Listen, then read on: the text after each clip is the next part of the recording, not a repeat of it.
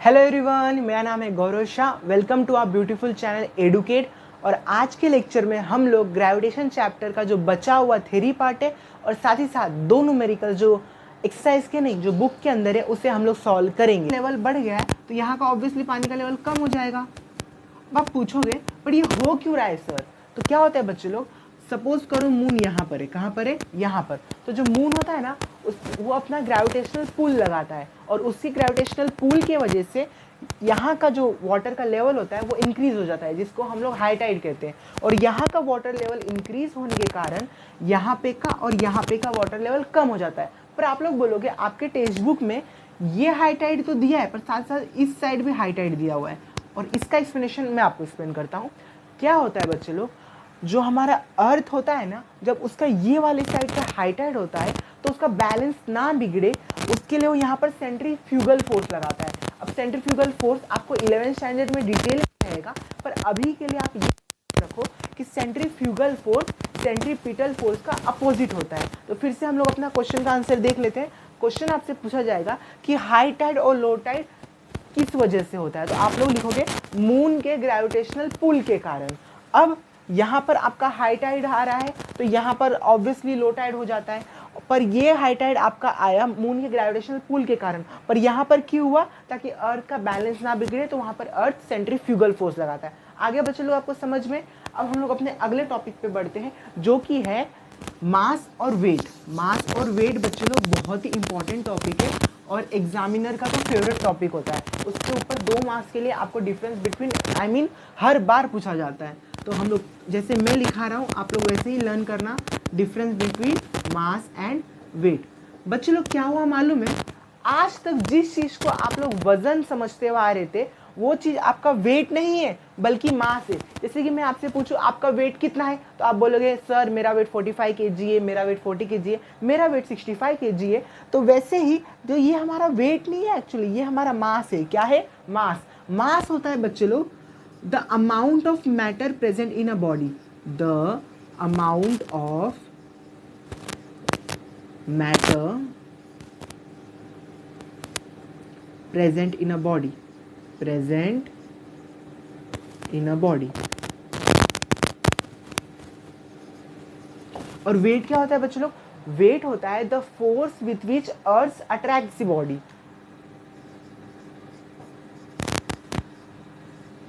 The force with which the earth attracts the body, attracts the body. यानी कि बच्चे लोग एक्चुअल में जो हमारे बॉडी के अंदर जितना भी मैटर है वो हमारा वेट नहीं है, वो हमारा मास है। और वेट बल्कि वो जो ग्रेविटेशनल फोर्स से हमें अर्थ खींच रहा है ना, ग्रेविटी से, उस फोर्स को हम लोग वेट मानते हैं। अब बच्चे लोग क्या होता है, जो मास होता है ना वो तो कांस्टेंट होता है। अब आप ही बताओ हमारे बॉडी के अंदर का जो मैटर है क्या वो कभी भी चेंज होगा? चाहे हम लोग एक जगह से दूसरी जगह जाए या फिर प्लैनेट ही बदल दे या फिर यहाँ से मून पहुँच जाए, बिल्कुल भी नहीं। मास कांस्टेंट होता है, इट इज़ ए कांस्टेंट। या फिर आप ऐसा लिख सकते हो इट डज नॉट चेंज, या फिर it is same everywhere, it is same everywhere. और जो वेट होता है बच्चे लोग वो जगह से जगह चेंज होता रहता है। क्यों? क्योंकि वो एक्सेलरेशन ड्यू टू ग्रेविटी पे डिपेंड करता है, स्मॉल जी की वैल्यू पे डिपेंड करता है। और हम लोगों ने लास्ट लेक्चर ही देखा था कि स्मॉल जी की वैल्यू चेंज होती रहती है। तो वैसे ही ये क्या होगा, it changes place to place, it changes place to place. अगला पॉइंट बच्चे लोग, तो मास हमारा स्केलर क्वांटिटी होता है, it is a scalar quantity, scalar quantity. और जो हमारा वेट होता है वो होता है vector quantity, it is a vector quantity. अब आप पूछोगे सर इसका मतलब तो समझाओ। तो बच्चों लोग क्या होता है मालूम है, हमारी फिजिक्स की दुनिया में जितने भी फिजिकल क्वांटिटीज़ है जो सिर्फ और सिर्फ मैग्नीट्यूड पे डिपेंड करते हैं, जिनके लिए सिर्फ मैग्नीट्यूड मैटर करता है, डायरेक्शन मैटर नहीं करता, उसे हम लोग कहते हैं स्केलर क्वांटिटी। और वो सारी चीज़ें जिन पर मैग्नीट्यूड के साथ डायरेक्शन भी काम करता है, मैटर करता है, उसको हम लोग बोलते हैं वेक्टर क्वांटिटी। अब इसका एक बेस्ट एग्जांपल है फोर्स। बच्चे लोग इमेजिन करो यहाँ पर एक डोर है और उस डोर को मुझे ओपन करना है, पर वो डोर ना पुल करके, उसको पुल बोलते हैं ना, या वो डोर ना पुल करके ओपन होता है। तो अगर मुझे उसको पुल यानी इस डायरेक्शन में जब मैं फोर्स लगाऊंगा तभी वो डोर ओपन होगा। अगर मैं इस डायरेक्शन में फोर्स लगाऊंगा तो क्या वो डोर ओपन होगा? बिल्कुल भी नहीं। यानी फोर्स के टाइम पे डायरेक्शन मैटर करता है। तो उन्हीं को हम लोग बोलते हैं वेक्टर क्वांटिटी। अब बच्चे लोग हम लोग यूनिट्स देख लेते हैं। तो मास का बच्चे लोग ऐसा यूनिट होता है, ऐसा यूनिट का मतलब समझते हो ना बड़ा भाई, ऐसा यूनिट होता है मास का किलोग्राम, और सीजीएस यूनिट होता है ग्राम। वैसे ही बच्चे लोग फोर्स का ऐसा यूनिट होता है न्यूटन, आई मीन वेट का, और सीजीएस का यूनिट, इसका सीजीएस यूनिट होता है डाइन। चलो बच्चे लोग आप ये नोट कर लो, नोट करने के साथ साथ इसको लर्न भी कर लेना, और हम लोग अपने अगले टॉपिक पर बढ़ते हैं।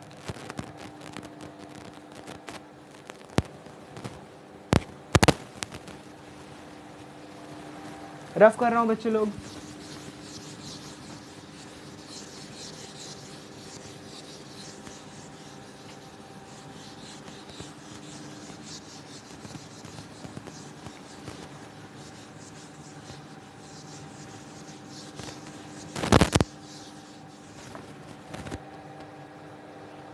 हमारा अगला टॉपिक है बच्चे लोग फ्री फॉल। क्या है हमारा अगला टॉपिक? Free fall.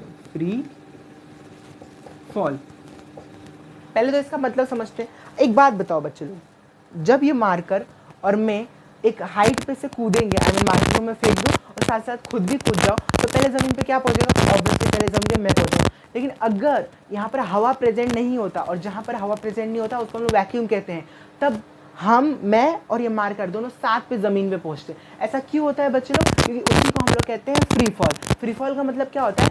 जब कभी भी किसी ऑब्जेक्ट्स के ऊपर सिर्फ और सिर्फ अर्थ की ग्रेविटेशनल फोर्स यानी कि ग्रेविटी एक्ट करती है, तब वो ऑब्जेक्ट फ्री फॉल करता है। क्या करता है? Free fall. और जो फ्री फॉल होता है वो ऑब्जेक्ट के मास पे डिपेंड नहीं करता।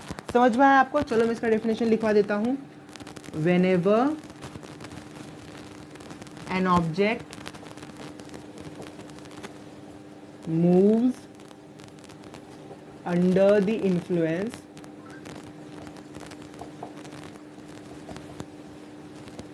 of gravity alone,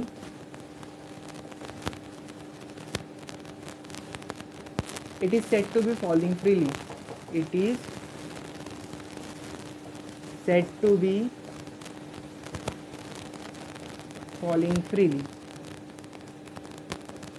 आया बच्चों लोग आपको समझ में? अब इसी के साथ एक टॉपिक जोड़ के दिया हुआ है, और वो टॉपिक क्या है मालूम है आपको? अपन लोगों ने 9th स्टैंडर्ड में 3 लॉज ऑफ मोशन में फॉर्मूला पढ़े थे, जिसे हम लोग लॉज ऑफ इक्वेशन भी कहते हैं आई गेस। पहला था v is equal to u plus a t, second था s is equal to u t plus half a t square, third था v square is equal to u square plus 2as।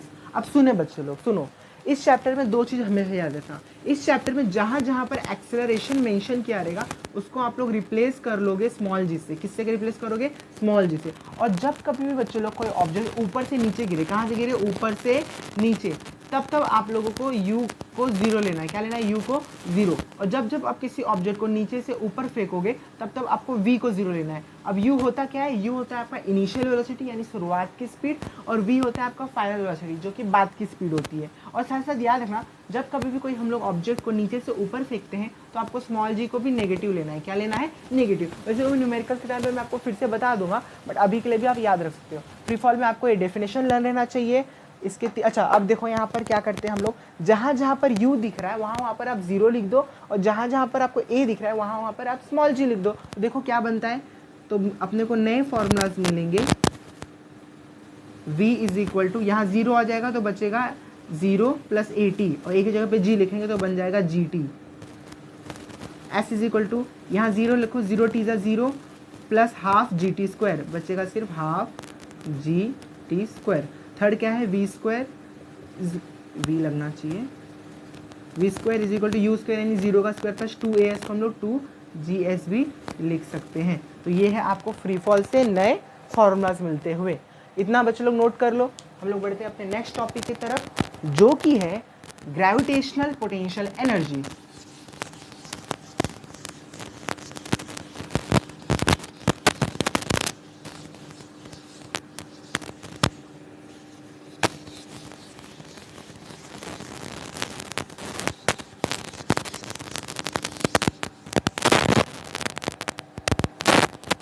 बच्चे लोग वैसे तो gravitational potential energy important topic नहीं है और ना ही आज तक इस पर कोई क्वेश्चन पूछा गया है, ना ही एक्सरसाइज में क्वेश्चन दिया हुआ है, पर इसका ना एक फॉर्मूला दिया है जो आपको याद रहना चाहिए, बाई चांस मैंने पूछ लिया तो, जो कि होता है minus capital G m upon r plus h। ठीक है, तो मैं इसको एक्सप्लेन भी कर देता हूँ। बच्चे लोग पोटेंशियल एनर्जी वो टाइप का एनर्जी होता है जो भी किसी भी ऑब्जेक्ट में उसके पोजीशन की वजह से मिलता है। अब आप ही बताओ, ये मार्कर है, इसकी पोजीशन अभी इस हाइट के ऊपर है और अब इसमें एक टाइप की एनर्जी है, और जैसे ही मैं इसकी पोजीशन को चेंज कर दूँ, यानी अब इस हाइट पे मैं इसकी पोजीशन को ला दूँ इस हाइट के ऊपर, तब क्या हुआ, इसकी एनर्जी चेंज हो गई, बढ़ गई। इसी टाइप की एनर्जी को हम लोग बोलते हैं पोटेंशियल एनर्जी। अब पोटेंशियल एनर्जी का हम लोग ने बचपन में नाइन्थ स्टैंडर्ड में फॉर्मूला पढ़ा था mgh, जो कि होता है स्मॉल हाइट के लिए। लाइक अभी इसकी हाइट कितनी है, इतना डिस्टेंस है, इतना डिस्टेंस है, इतना डिस्टेंस है, पर अगर हम लोग उसको स्पेस में लेके जाए, एकदम दूर दूर लेके जाए, तो बहुत ज़्यादा डिस्टेंस में लेके गए ना, तो वहाँ पर ये वाला फॉर्मूला यूज होता है, जिसका डेरिवेशन ये सब आपको अभी नहीं दिया है, पर 11th स्टैंडर्ड में आएगा। अभी के लिए आप लोग ग्रेविटेशनल पोटेंशियल एनर्जी में आपको इतना मालूम रहेगा तो भी चलेगा। अब हम लोग चलते हैं बच्चे लोग हमारे नेक्स्ट टॉपिक के तरफ, जो कि है एस्केप वेलोसिटी। क्या है? Escape velocity.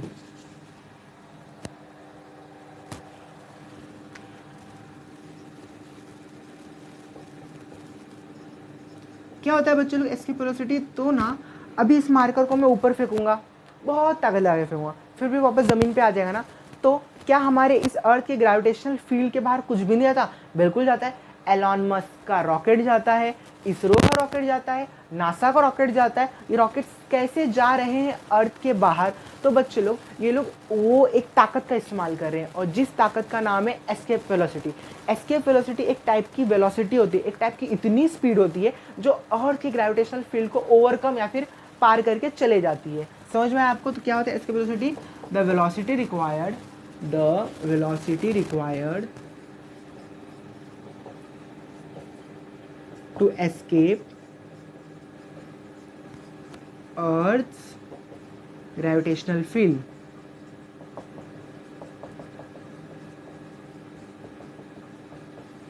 is known as escape velocity. अब बच्चे लोग एस्केप वेलोसिटी का दो फॉर्मूला भी होता है। इसका सिंबल होता है VESC, इसका एक फॉर्मूला होता है √2 स्मॉल g r, ये r भी लिख सकते हो या फिर कैपिटल R भी लिख सकते हो। और यहीं पर स्मॉल g का जो फॉर्मूला होता है, स्मॉल g का फॉर्मूला क्या होता है? Gm/r², I guess. इसको यहाँ पर रख दोगे, रख ही देते हैं हम लोग, 2Gm/r², एक r से एक r कट जाएगा और हमें एक नया फॉर्मूला मिलेगा √2 Gm/r। तो दोनों फॉर्मूला आप याद रखना। इसी के साथ बच्चे लोग, मैं कुछ भूल तो नहीं रहा हूँ इस चैप्टर के अंदर और कोई टॉपिक थ्योरेटिकल तो नहीं? इसी के साथ बच्चे लोग इस चैप्टर का थ्योरेटिकल टॉपिक खत्म है, और मैं अभी आपको फटाक से पूरे चैप्टर का रिवीजन करके दूंगा थ्योरेटिकल टॉपिक। तो शुरू करते हैं बच्चे लोग। सबसे पहले हम लोगों ने चैप्टर के फर्स्ट पेज पे क्या सीखा था? What are the effects of a force on an object. किसी भी ऑब्जेक्ट में जब आप फोर्स लगाते हो तो क्या क्या होता है? तो क्या क्या हो रहा था बच्चे लोग? सबसे पहले वो ऑब्जेक्ट अगर रेस्ट पे था तो रेस्ट पे से मोशन में आ रहा था, फिर अगर कोई ऑब्जेक्ट मोशन में था तो मोशन में से रेस्ट पे आ रहा था। उसके बाद अगर कोई ऑब्जेक्ट का हम लोग डायरेक्शन चेंज कर सकते थे, स्पीड चेंज कर सकते थे, शेप चेंज कर सकते थे, साइज चेंज कर सकते थे। उसके बाद सेकंड क्वेश्चन क्या था? What are the fundamental forces. 4 forces थे, gravitational, electromagnetic, strong nuclear, weak nuclear. इसमें से सबसे इंपॉर्टेंट मैंने आपको आई गेस स्ट्रॉन्ग न्यूक्लियर बताया था। स्ट्रॉन्ग न्यूक्लियर फोर्स ही वो फोर्स है जिसकी वजह से हर एक एटम के अंदर के न्यूक्लियस के अंदर प्रोटॉन्स शांति से रह पा रहे हैं। उसके बाद हम लोगों ने ग्रेविटेशनल फोर्स का डेफिनेशन देखा था, जो कि था gravitational force is a universal force and it acts between any two objects in the universe. इसके बाद हमने पढ़ा था लॉज ऑफ मोशन। पहला लॉ क्या था बच्चे लोग? कोई भी ऑब्जेक्ट अगर रेस्ट पर में है तो तब तक मोशन में नहीं आएगा जब तक उस पर हम फोर्स ना लगाए। कोई भी ऑब्जेक्ट अगर मोशन में है तो तब तक नहीं रुकेगा जब तक हम उस पर फोर्स ना लगाए। सेकेंड लॉ क्या था बच्चे लोग? हम लोग ऑब्जेक्ट के ऊपर जिस डायरेक्शन के ऊपर फोर्स लगाएंगे वो उसी डायरेक्शन में मूव करेगा, कोई और डायरेक्शन में मूव नहीं करेगा, और हम उस पर जितना फोर्स लगाएंगे उस पर उतना ही असर दिखेगा। इसके बाद था बच्चे लोग हमारा थर्ड लॉ क्या था? Every action force has an equal and opposite reaction force. मैं आपको एक कान के नीचे मारूंगा, आपका गाल भी लाल होगा और मेरा हाथ भी लाल होगा। इसके बाद अगला टॉपिक था सेंट्रीपिटल फोर्स। कोई भी ऑब्जेक्ट अगर सर्कुलर मोशन कर रहा है तो सर्कुलर मोशन करने के लिए उसको कोई ना कोई तो फोर्स लगेगा ना, उसी फोर्स को हम लोग सेंट्रीपिटल फोर्स बोलते हैं। और सेंट्रीपिटल फोर्स की खास बात क्या है? कि ये इनडायरेक्ट होता है और साथ ही साथ ये सेंटर की तरफ होता है, जिसको हम लोग सेंटर सीकिंग कहते हैं। उसके बाद हम लोगों ने एक नए शेप के बारे में सीखा था जिसे कहा जाता है एलिप्स। अब एलिप्स की खास बात क्या होती है कि इसमें दो फोकस पॉइंट रहते हैं, दो फोकाई रहते हैं, और दो फोकाई में से और एक खास बात थी कि कोई भी पॉइंट रख के आप जोड़ दोगे तो उसका सम इक्वल आ रहा था। उसके बाद हम लोग को एंट्री हुई केपलर की। केपलर की खास बात क्या थी, इसने प्लैनेट के मोशंस के ऊपर लॉ दिए थे। कितने लॉ दिए थे? 3 लॉ दिए थे। सबसे पहला क्या था, the orbit of a planet is an ellipse with the sun at one of the foci. यानी जितने भी प्लैनेट है ना, उनका जो ऑर्बिट होता है ना, वो एलिप्टिकल शेप का होता है। अब एलिप्टिकल शेप का खास बात क्या है कि ना उसमें दो फोकाई पॉइंट रहते हैं, तो किसी भी एक फोकाई पॉइंट पे सन प्रेजेंट रहेगा। सेकंड क्या था, the line joining the planet and the sun sweeps equal area in equal interval of time. अब मैंने आपको बताया था ना, आधा घंटे का इंटरवल में वो जितना भी एरिया कवर कर रहे हो, तीनों का तीनों एरिया इक्वल ही रहेगा। भले ही आपको देख के विश्वास ना हो, बट वो ऐसा ही है। थर्ड क्या था, the square of its period of revolution around the sun is directly proportional to the cube of the mean distance present between them. क्या आता है कि बच्चे लोग, एक प्लैनेट को पूरा चक्कर मारने के लिए जो टाइम लगता है उसको बोलते हैं पीरियड ऑफ रिवॉल्यूशन, जिसको हम लोग टी से डिनोट करते हैं। अब प्लैनेट और सन के बीच में जो दूरी होता है वो इक्वल नहीं होता, वो चेंज होता रहता है, तो उसका हम लोग एवरेज लेते हैं, जिसको हम लोग साइंस की भाषा में मीन भी बोलते हैं।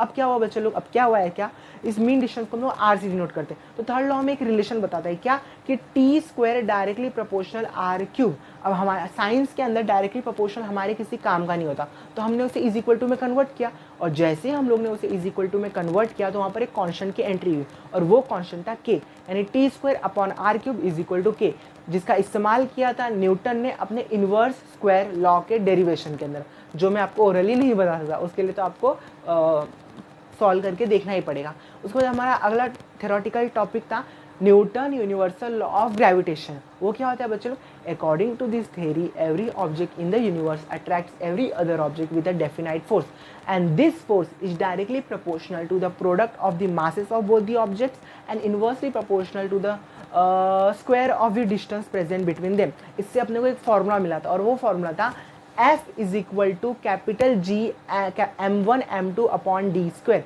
यहाँ पर कैपिटल G का फुल फॉर्म है यूनिवर्सल ग्रेविटेशनल कांस्टेंट, वैल्यू है 6.673 इंटू 10⁻11।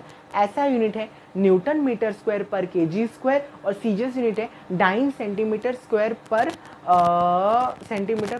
ग्राम स्क्वायर। आया बच्चे लोग आपको समझ में। इसके बाद हमारा अगला टॉपिक था आएगा स्मॉल जी। स्मॉल जी क्या होता है, एक्सेलरेशन ड्यू टू ग्रेविटी। अब आप ही एक बात बताओ, मेरे पास एक ना मार्कर है, उस मार्कर को मैं जोर से फेंकूंगा तो स्टार्टिंग में उसकी स्पीड बढ़ेगी, उसी को हम लोग एक्सेलरेशन बोलते हैं। पर ये एक्सेलरेशन किसकी वजह से था सर, आपकी ताकत की वजह से था। लेकिन उसी मार्कर को अगर मैं अभी छोड़ दूंगा तभी भी उसकी स्पीड बढ़ेगी।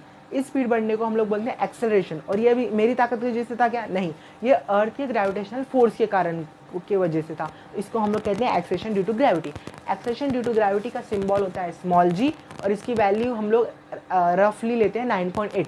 पर ना स्मॉल जी की वैल्यू 3 कंडीशन में चेंज होती है। सबसे पहला, along the surface of the earth. जब अब हमारा अर्थ जो होता है ना बच्चों लोग, बिल्कुल सर्कुलर नहीं होता, एलिप्टिकल होता है, यानी इक्वेटर पे ना डिस्टेंस ज़्यादा रहता है। अब इसकी फॉर्मूला, स्मॉल जी का फॉर्मूला होता है capital G m upon r square, और वो अंडर रूट में है। अब आप साफ देख रहे हो कि स्मॉल जी और आर स्क्वायर इनवर्सली प्रोपोर्शनल है। इनवर्सली प्रोपोर्शनल का मतलब होता है अगर एक बढ़ेगा तो दूसरा घटेगा। अब आप ही बताओ, इक्वेटर पे डिस्टेंस ज़्यादा है तो आर जी की वैल्यू घटेगी, और पोल पे डिस्टेंस कम है तो वहाँ पर वैल्यू ज़्यादा रहेगी। तो पोल पे वैल्यू ज़्यादा रहती है जी की, जो कि रहती है 9.832 मीटर पर सेकेंड स्क्वायर, और इक्वेटर पे रहती है 9.782 या फिर 9.778, ऐसा कुछ रहता है। अब बच्चे लोग आपको एक बात मालूम है कि जैसे आप लोग इक्वेटर, पोल से इक्वेटर की तरफ जाओगे तो स्मॉल जी की वैल्यू कम हो जाएगी। ये था फर्स्ट कंडीशन। सेकंड कंडीशन है चेंज विथ हाइट। अब एक बात बताओ, अब मैं अभी अर्थ के सरफेस पे खड़ा हूँ तो सेंटर ऑफ अर्थ से लेके कुछ तो डिस्टेंस है, पर जैसे ही मैं आयरन मैन का सूट पहन के हवा में उड़ने लगूंगा तो डिस्टेंस तो बढ़ने लगेगा ना। तो ये डिस्टेंस बढ़ने लगा, तो आप लोग देख सकते हो जैसे ही डिस्टेंस बढ़ेगा तो स्मॉल जी की वैल्यू कम होगी। अब जो थर्ड कंडीशन होता है, जो की होता है अर्थ के सेंटर की तरफ बढ़ना, इसमें आप लोग पक्का मेरे पे भड़क जाओगे। क्या होता है मालूम है, अब आप लोग बोलोगे सर हम लोग तो अर्थ के सेंटर की तरफ बढ़ रहे हैं, अब तो स्मॉल जी की वैल्यू कम ज़्यादा होनी चाहिए। पर यहाँ पर क्या होता है मालूम है बच्चे लोग, जैसे हम लोग अर्थ के सेंटर की तरफ बढ़ते हैं वैसे ही जो अर्थ का मास हमारे गेम के अंदर इन्वॉल्व हो रहा था ना, वो कम होते जाता है, और होते होते इतना कम हो जाता है कि जब हम लोग अर्थ के सेंटर की तरफ बढ़ते हैं वहाँ तक वो जीरो हो जाता है। अब मास भी तो डायरेक्टली प्रोपोर्शनल है ना, तो उसकी वजह से स्मॉल जी जब हम लोग अंदर जा रहे हैं अर्थ के सेंटर की तरफ तभी भी कम होता है। आया आपको समझ में। तो इसी के साथ जो आज का टॉपिक हम लोगों ने किया, free fall, escape velocity, gravitational potential energy, mass और वेट, और moon, high tide, low tide, सब हो गया। अब हम लोग ना चैप्टर के अंदर के दो न्यूमेरिकल्स करेंगे, जो कि ये वाले फॉर्मूला से सॉल्व होता है, कौन सा v=u+at वाले से। और उसके बाद एक्सरसाइज के न्यूमेरिकल्स के लिए मैं नया वीडियो बनाऊंगा, जो कि थर्ड लेक्चर होगा। तो चलो शुरू करते हैं बच्चे लोग अपना टॉपिक, जो कि है न्यूमेरिकल्स। न्यूमेरिकल्स के लिए मुझे PDF खोलना पड़ेगा।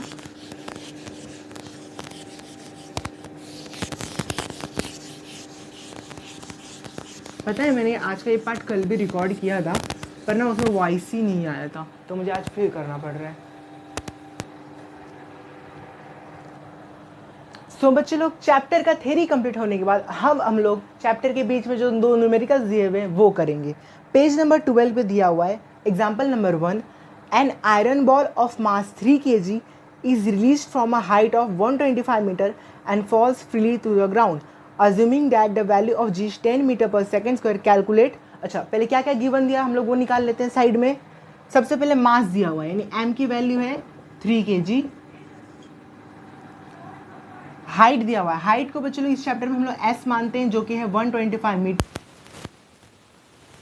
दिया हुआ है हमें g की वैल्यू, जो कि है 10 मीटर पर सेकेंड स्क्वायर। और मैंने आपको बताया था जब कभी भी कोई ऑब्जेक्ट ऊपर से नीचे गिरे तो आपको u की वैल्यू 0 अज्यूम करनी है। अज्यूम क्या, माननी है। चलो सबसे पहले क्या पूछा है, टाइम पूछा है।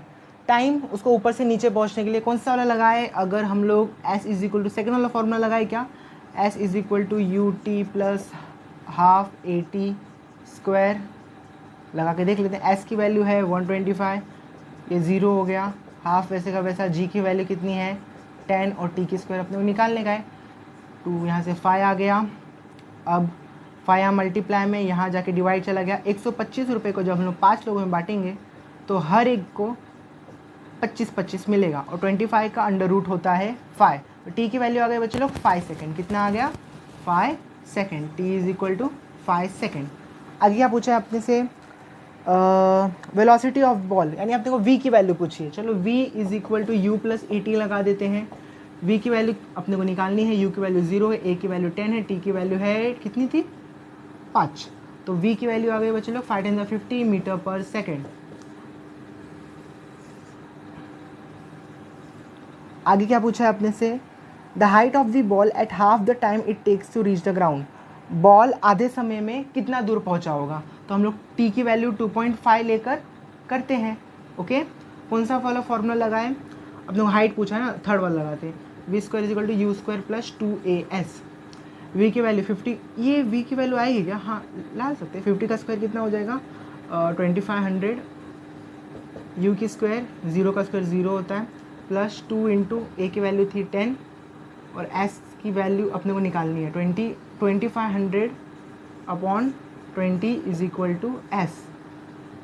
तो कितना आ जाएगा 0 0 कट, 250 रुपये को 125 आएगा। कितना आएगा 125। s की वैल्यू आ गई बच्चे लोग कितनी 125। अरे नहीं मैंने कुछ तो गलत किया। अच्छा, टाइम आधा लेना था, सॉरी बच्चे लोग। देखो ऐसी मिस्टेक आपसे भी हो सकती है, टाइम अपने को आधा लेना चाहिए था। वही तो मैं सोचूं मैं क्या गलत कर रहा हूँ, सॉरी। टाइम इसमें तो टाइम, अच्छा इस वाले कोई फॉर्मूला में तो टाइम मेंशन ही नहीं था, हमें सेकेंड वाला फॉर्मूला यूज़ करना पड़ेगा।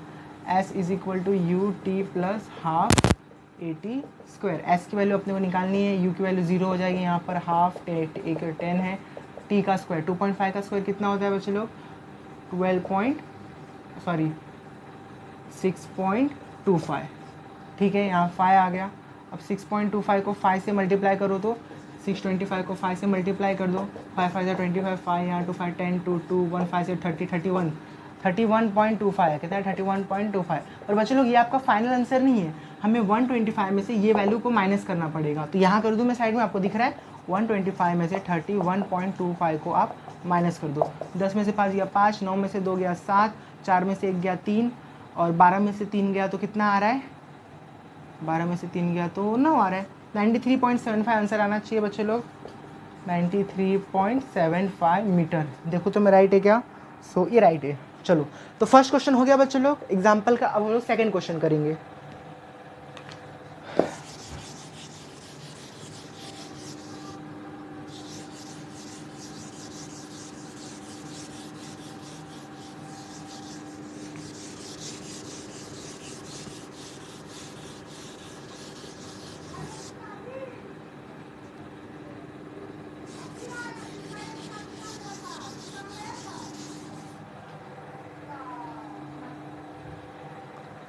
चलो बच्चे लोग सेकंड क्वेश्चन करते हैं हम लोग।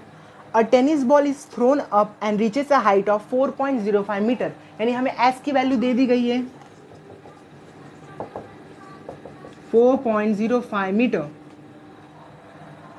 Before coming down, what was his initial velocity. अच्छा, ऑब्जेक्ट को नीचे से ऊपर फेंका गया है तो आपको u की वैल्यू पूछ रहा है और v का वैल्यू 0 होगा। देखो मैंने आपको पहले ही बताया था, जब कभी भी कोई ऑब्जेक्ट नीचे से ऊपर को फेंका जाता है तब आपका v का वैल्यू हो जाता है 0। आगे बोला है उसको कितना टाइम लगेगा नीचे आने में, और साथ ही साथ आपको g की वैल्यू दे दी गई है 10 मीटर पर सेकेंड स्क्वायर। अब बच्चे लोग मैंने आपको एक और बात बताया था कि जब कभी कोई ऑब्जेक्ट को नीचे से ऊपर फेंकते हैं तो g की वैल्यू आपको नेगेटिव कंसीडर करनी है। कौन सा फॉर्मूला लगाया जाए जहाँ पर आपको v भी आना चाहिए और g आना चाहिए, s आना चाहिए और t नहीं आना चाहिए, तो वो है आपका आखिरी वाला v square is equal to u square plus 2as, 0 is equal to u square plus 2 into minus 10 into s है आपका 4.05, यू स्क्वायर वैसे का वैसा ये माइनस हो जाएगा, माइनस 20 इंटू 4.05 को मल्टीप्लाई कर दो बच्चे लोग, 20 को 4.05 से मल्टीप्लाई करोगे तो कितना आएगा, पॉइंट हटाएंगे कट, कितना आ रहा है 810, 81 आ रहा है, कितना आ रहा है बच्चे लोग 81 आया आंसर यहाँ पर, कितना आया माइनस 81, और माइनस 81 यहाँ के प्लस 81 हो जाएगा। So u square is equal to 81, square लेंगे स्क्वायर रूट लेंगे तो यू की वैल्यू आ गई 9 मीटर पर वैल्यू आगे बच्चे लोग। अब आगे देखते हैं हम लोग कितना आया 9 मीटर पर सेकेंड। अगला क्वेश्चन अपने से पूछा गया है, अब कंसिडर करो कि बॉल नीचे गिर रहा है और अभी भी वो हाइट 4.05 मीटर में ही जाएगा, बस आपको u0 लेना है। ये भी बहुत ईजी है, सब कुछ सेम रहेगा, बस आपका ये पॉजिटिव हो जाएगा और आपको v के जगह पे u0 लेने का है।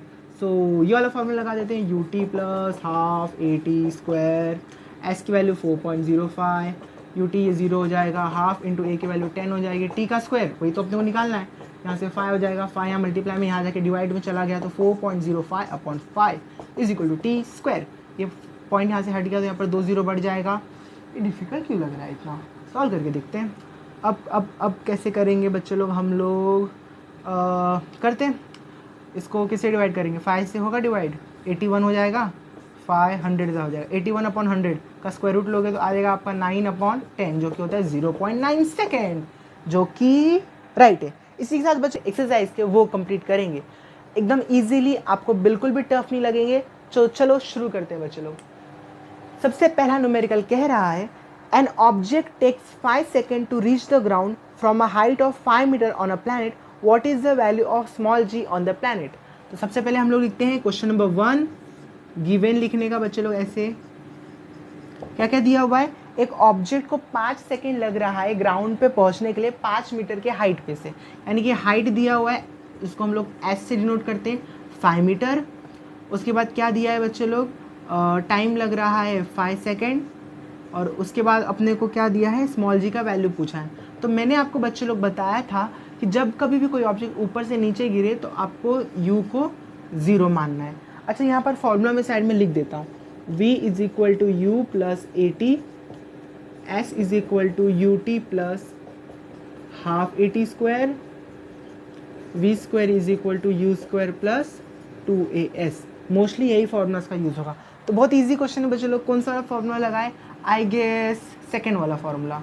सो s is equal to u t plus half a t square, s की वैल्यू कितनी है 5, 0 इंटू टी करेंगे तो 0 हो जाएगा, प्लस हाफ, इस चैप्टर में a को g मानेंगे जो कि अपने को निकालना है, ओके, t का स्क्वायर 5 का स्क्वायर, बच्चे लोग 5 वैसे का वैसा, 0 को 0 टी से 0 हो जाएगा, हाफ आ गया यहाँ पर इंटू जी, 5 का स्क्वायर 25 हो गया। अब बच्चे लोग 2 यहाँ पर डिवाइड में, यहाँ जाके मल्टीप्लाई, 25 यहाँ पर मल्टीप्लाई, यहाँ जाके divide, so 5 into 2 upon 25 is equal to g, जो कि हो जाएगा 10 अपॉन 25, जो कि हो जाएगा, इसको कर सकते हो 5, 2.5 होता है आपका 0.4।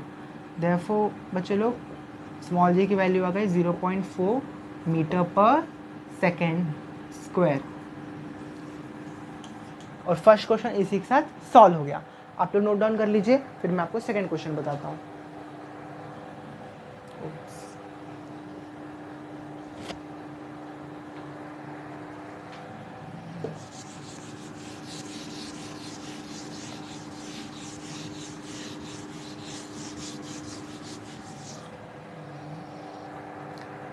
सेकेंड क्वेश्चन ना बच्चे लोग थोड़ा सा दूसरे टाइप का है।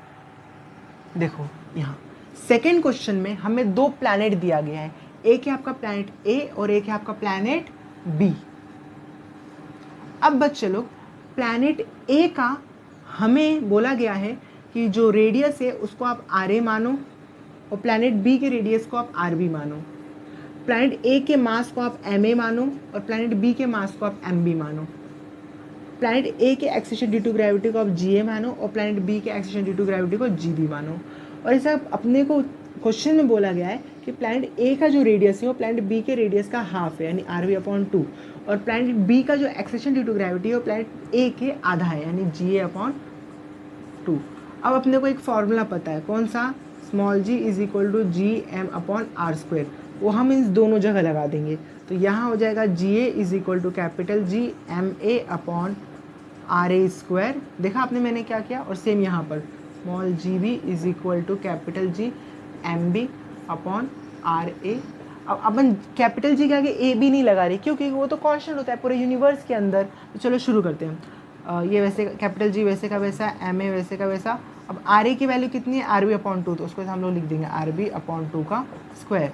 कैपिटल जी वैसे का वैसा, एम ए अपॉन, अब इसका स्क्वायर क्या हो जाएगा बच्चे लोग, आर बी स्क्वायर अपॉन 2 का स्क्वायर 4 जो कि ऊपर चला जाएगा। तो हो गया 4 g M A upon r square B.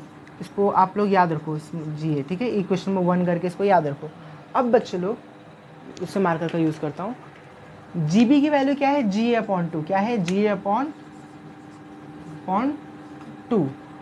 और यहाँ पर कैपिटल जी वैसे का वैसा, एम बी वैसे का वैसा और आर स्क्वायर ए वैसे का वैसा। अब जी ए की वैल्यू यहाँ आपने यहाँ पर जो निकाली है उसको आप वहाँ पर सब्स्टिट्यूट कर दो, जो कि है 4 g M A upon r square B.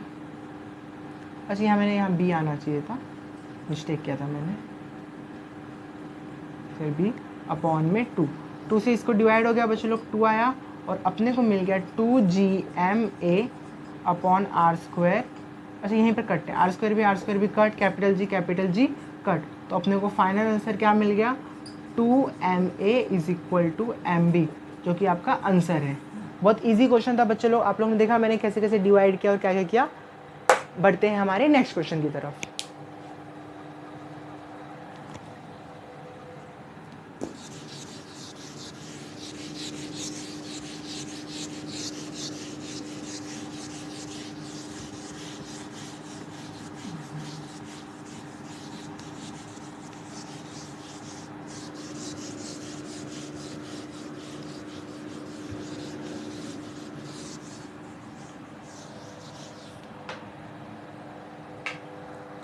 बच्चे लोग हमारा नेक्स्ट क्वेश्चन बहुत ही इजी क्वेश्चन है। इस क्वेश्चन के अंदर हमें बोला गया है कि एक पर्सन है जिसका अर्थ के ऊपर मास है 5 kg और वेट है 49 न्यूटन। तो बताओ मून के ऊपर उसका मास कितना होगा और वेट कितना होगा।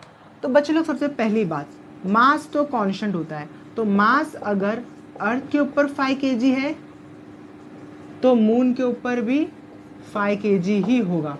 और बात रही वेट की, तो वेट होता है, यहाँ पर क्या होता है वेट, तो वेट होता है जो भी आपका मास है उसको मल्टीप्लाई करते हैं हम लोग एक्सेलेरेशन ड्यू टू ग्रेविटी से। तो यहाँ 49 न्यूटन है तो मून पे क्या होगा वो देखते हैं आप लोग। एक्चुअली क्या होता है ना बच्चे लोग, मून के ऊपर एक्सेलेरेशन ड्यू टू ग्रेविटी 6 गुना कम हो जाता है, तो वेट भी 6 गुना कम हो जाएगा 49 डिवाइडेड बाई 6। पर हम डायरेक्टली नहीं कर सकते, हमें अच्छे से सॉल्व करके दिखाना पड़ेगा। तो चलिए सॉल्व करके दिखाते हैं। सबसे पहले मून का एक्सेलरेशन ड्यू टू ग्रेविटी क्या रहेगा, तो वो रहेगा 6, अर्थ के 6 गुना कम, तो 9.8 डिवाइडेड बाय 6। तो चलो इसको सॉल्व करते हैं।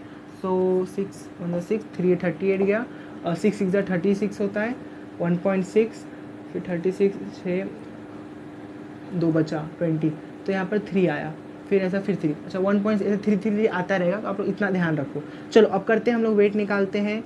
वेट ऑन मून कितना हो जाएगा बच्चे लोग, वो हो जाएगा 5 इंटू 1.633। चलो करते हैं इसको 1633 से 5 को मल्टीप्लाई किया 15, 5 यहाँ 1, 5 3 ज़ा 15, 6 1 5 30 1 1 3 1 5 3 8 पॉइंट कितने के बाद था, 3 के बाद, 1 2 3, 8.165 कितना आया, 8.165 और आगे और भी वैल्यू रहेगा तो हम लोग 6 को 7 में कर सकते हैं। तो 8.17 अप्रॉक्सीमेटली आपका वेट रहेगा मून के ऊपर। ये बहुत ही ईजी क्वेश्चन था बच्चे लोग। चलो हम लोग नेक्स्ट क्वेश्चन की तरफ बढ़ते हैं।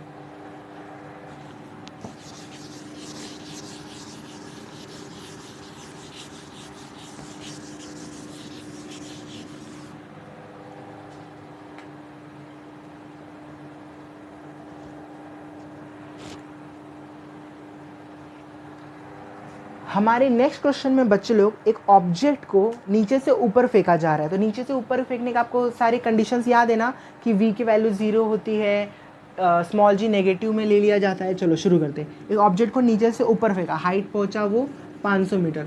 सो given is equal to s is 100 is equal to 500 metre. What was its initial velocity. तो u की वैल्यू अपने से पूछिए, v तो 0 होगा। How long will the object take to come back to the earth. Total time पूछा है हमें और साथ साथ हमें g की वैल्यू 10 दी गई है जिसे हम लोग माइनस में अज्यूम करेंगे। तो चलो चलो शुरू करते हैं। ये वाला फॉर्मूला लगा दूँ, s is equal to u t. नहीं, ये फॉर्मूला नहीं लगा सकते हम क्योंकि हमें u की वैल्यू नहीं है ना। तो हम लोग थर्ड वाला फॉर्मूला लगा के देखते हैं। V square is equal to u square plus 2as। V square हो जाएगा 0, यू स्क्वायर अपने को निकालना है, 2 वैसे वैसा 1 यानी माइनस g, जो कि हो जाएगा हमारा -10 हो जाएगा क्या, -10। और s की वैल्यू कितनी है 500 is equal to u square वैसे का वैसा ये हो जाएगा -20 इंटू 500 करेंगे तो आएगा अपना आंसर -10,000 -10,000 यहाँ जाके +10,000।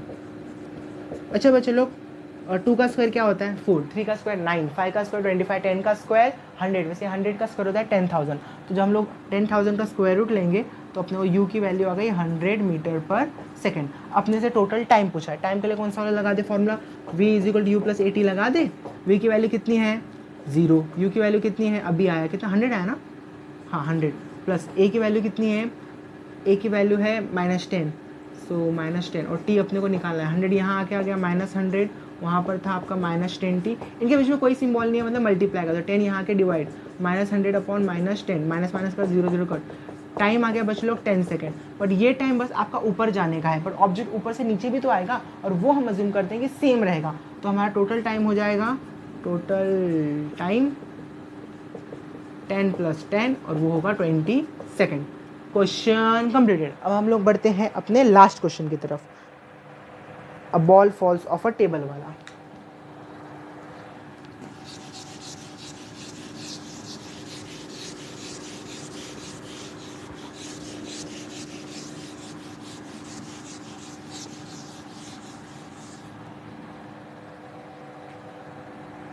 क्या हो रहा है बच्चे लोग, a ball falls a table and reaches the ground in 1 second. Object ऊपर से नीचे गिर रहा है। सो गिवन में आपका u का वैल्यू क्या हो जाएगा 0 और उसको कितना टाइम लग रहा है 1 सेकेंड। g की वैल्यू आपको 10 अज्यूम करने के लिए बोला गया है।